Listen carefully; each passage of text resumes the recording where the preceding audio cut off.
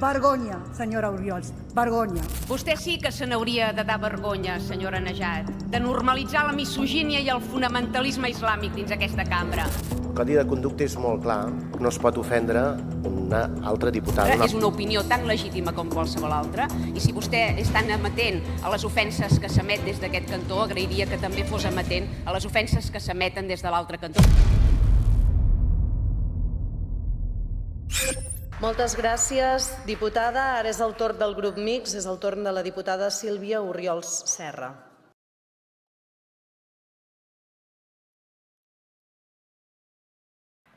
Ens volen fer creure que la renda garantida és una mesura necessària per abastar la justícia social, reduir les desigualtats i combatre la pobresa.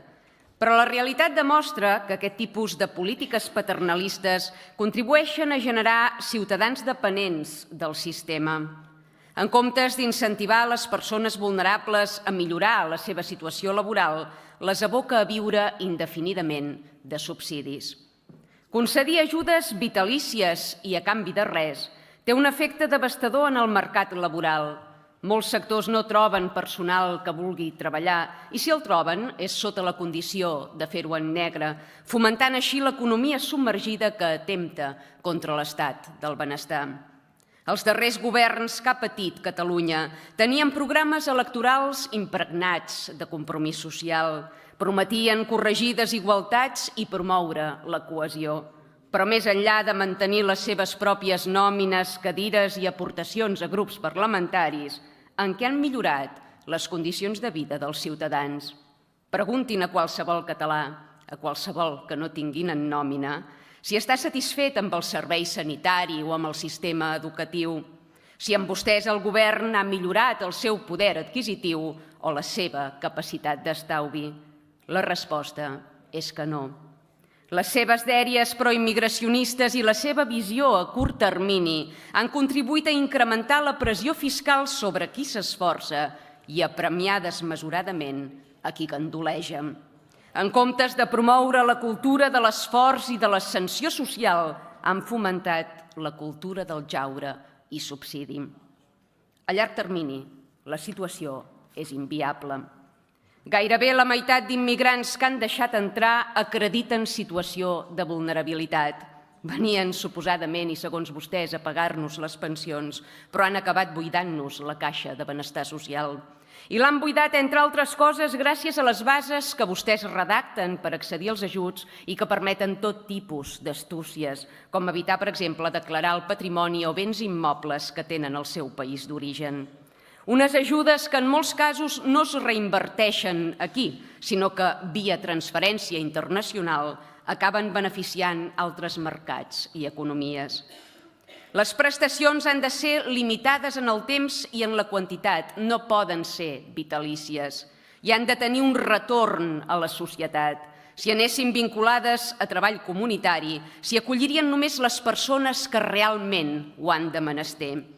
Els recursos d'aquest país cal invertir-los en crear llocs de treball, en retenir el talent, en premiar l'esforç, en generar riquesa, no en fomentar l'economia submergida, el frau ni el ja tradicional viure del cuento. Cal visió a llarg termini. Amb aquest qui dia passa, any empeny que apliquen, conduiran el país a la ruïna i a la decadència. Seny i ordre. Aquesta és la recepta.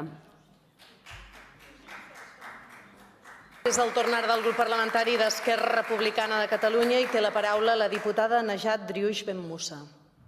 Bé, nosaltres des d'Esquerra Republicana, sempre que hem estat al govern, hem demostrat que estem amb les persones més vulnerables i hem cregut en l'àmbit social. De fet, la llei de serveis socials es va aprovar amb Esquerra Republicana al govern, la llei de la renda garantida de ciutadania amb la Dolors Bassa al capdavant i amb la llei d'igualtat de tracte i no discriminació amb el Chakir El Homrani al capdavant de la conselleria. Llavors nosaltres sempre hem estat en favor dels drets de les persones més vulnerables.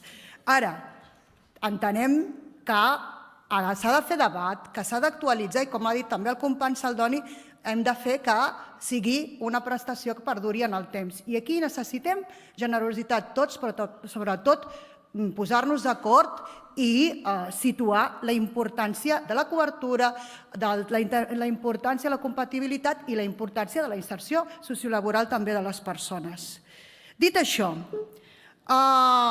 evidentment, escoltar aquí els discursos, jo no sé el que pensa la gent de nosaltres, però escoltar el discurs d'odi constant de Vox els hi puc assegurar que supera tots els límits. Senyora Fuster, quan li fan mal un queixal també és culpa dels immigrants? Em pregunto. També és culpa dels immigrants perquè vostès culpabilitzen de tot a la població migrada. I a la senyora Orriols se li hauria de caure la cara de vergonya publicar una imatge a les seves xarxes socials de temporeres d'Andalusia dient que estan cobrant subsidis de la Generalitat. Vergonya, senyora Orriols, vergonya.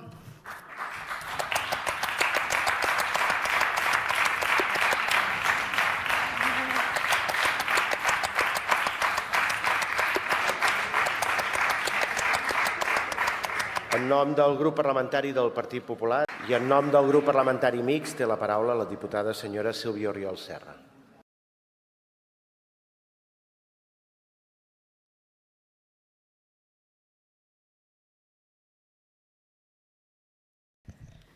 Vostè sí que se n'hauria de dar vergonya, senyora Najat, de normalitzar la misogínia i el fonamentalisme islàmic dins aquesta cambra.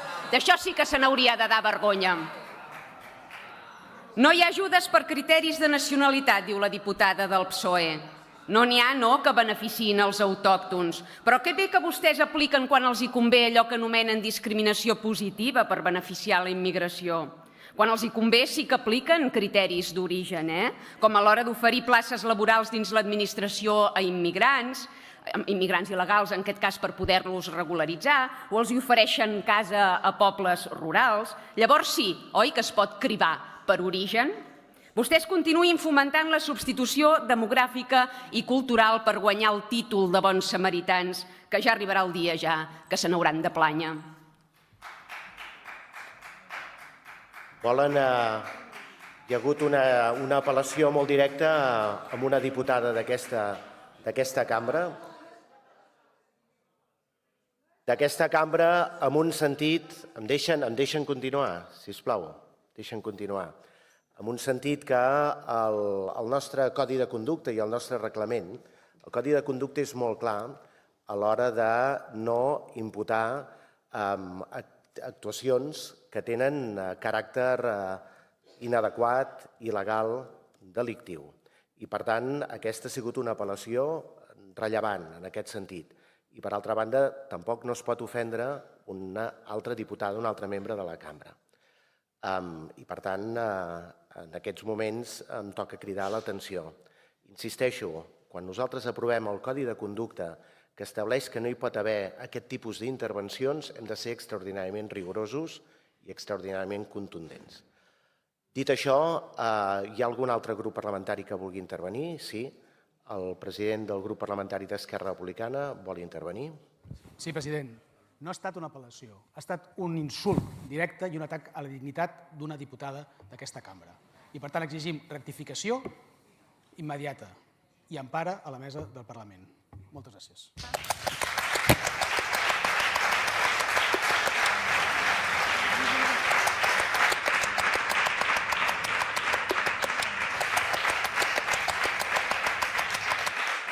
La senyora Orriols demana la paraula.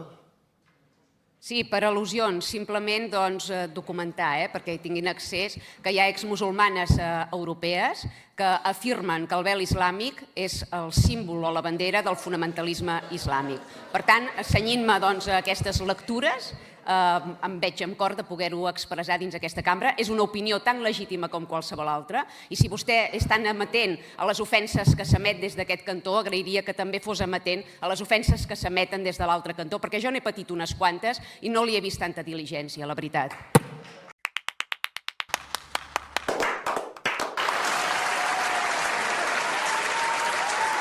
Li han demanat que pogués retirar la intervenció que ha fet anteriorment.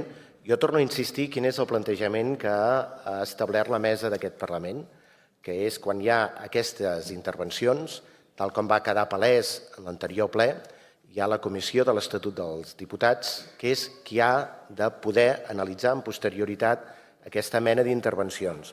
De fet, aquesta mateixa setmana, tots els portaveus i els presidents dels grups parlamentaris han rebut una comunicació de la mesa obrint aquest mecanisme de treball. Queda reflectida la intervenció del president del grup d'Esquerra Republicana, queda reflectida la intervenció de la presidenta del grup mixt. A partir d'aquí, aquest Parlament té els mecanismes per poder actuar en conseqüència en els termes que ha establert la mesa. Acabem el debat i cridem a votació.